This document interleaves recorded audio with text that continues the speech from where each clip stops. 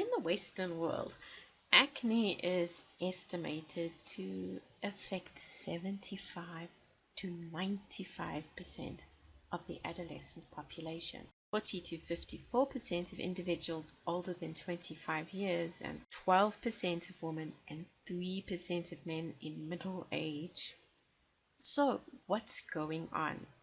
Join us for the Acne Unplugged episode of Better Body Chemistry TV. Better Body Chemistry TV is brought to you by Dr. Sandy, scientist turned gremlin buster, helping you battle sugar gremlins, heifer lumps, and other health horribles like acne through better body chemistry. Small things can make a big difference to your health. So, how do you wake up one morning with a giant pimple on your nose? You need to throw a pool party.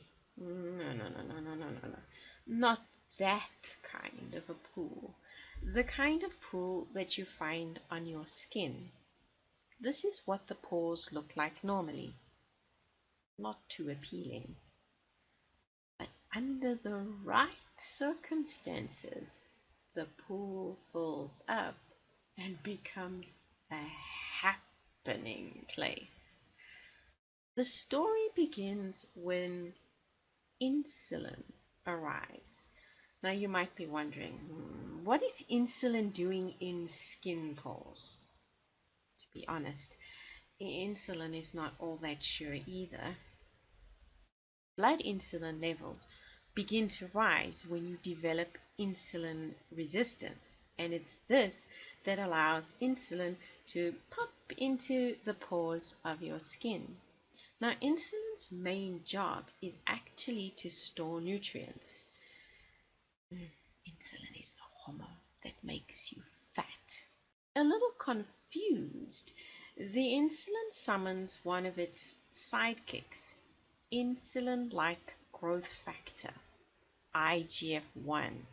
Now, this is a mitogen, which means it causes tissues to grow in general, and skin cells are no exception. So the more insulin that is around, the more the skin grows. Now, this sounds good in principle, but the trouble that extra growth can potentially block the sebaceous follicles. And blocked sebaceous follicles are step 1 in pimple formation. The sebum doesn't leave the way it's supposed to. Now, insulin and IGF-1 invite some heavy weights to the pool.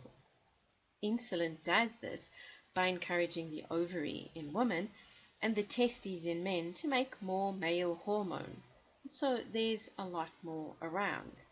But in addition to the escalating androgen production, insulin also stops the production of sex hormone binding globulin by the liver, and this interferes with the movement of the sex hormones about the body.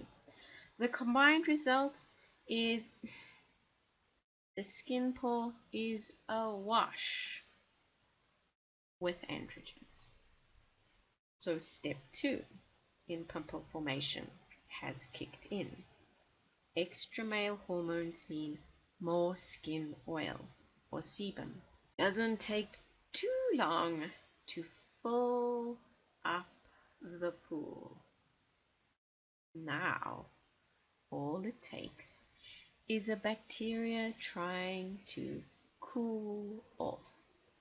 Propionibacterium acnes can't resist the oil pools.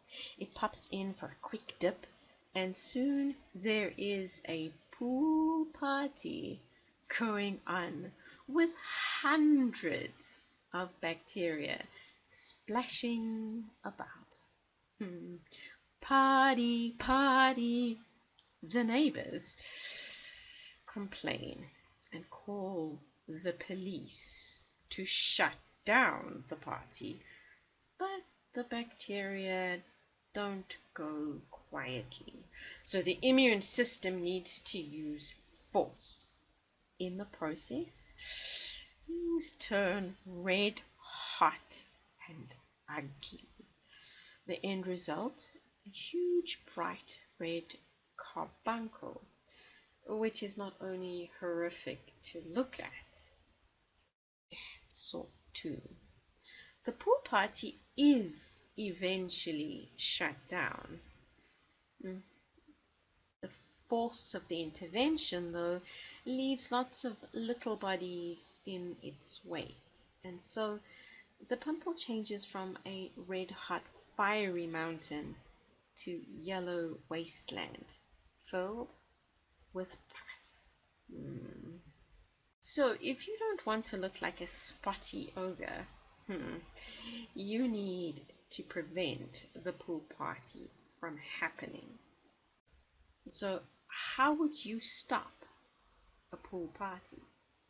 Well, one strategy would be to make sure no one gets near the pool. This is the thinking behind scrubbing your face regularly, keeping everything squeaky clean so that bacteria can't get near the pool should limit the number of pool parties that happen. And using an antiseptic soap can make this strategy even more effective. Sometimes this idea is taken one step further and a little bit more force is applied. Anyone who looks suspicious and might stop by the pool for a swim is exterminated. Swallowing antibiotics or using creams which contain antibiotics pretty much work this way. The antibiotic kills every bacteria in sight. There is no one around. The pool, absolutely deserted. But other parts of your body also end up deserted, which can lead to some new troubles further down the line. The second strategy is, well, to drain the pool. Remove all the oil. This is the thinking behind most of the products that treat acne on the market today, including the famous Roaccutane. A final strategy is to stop excess oil production in the first place by targeting those hormone imbalances. Therapies usually focus on getting the sex hormones balanced because too much male hormone or androgens is what's causing the oil wells to run. And this is what oral contraceptives do when they're prescribed to treat acne. But let's just remember how this all started. Too much insulin. So, to avoid spots without spending a fortune, this is the guy you need to rein in. And it's easy to do. Insulin levels correspond with what you're eating. So, if you can rein in the insulin, you don't need expensive soaps. Ordinary soap and water will keep the levels of the Propionibacterium acnes low.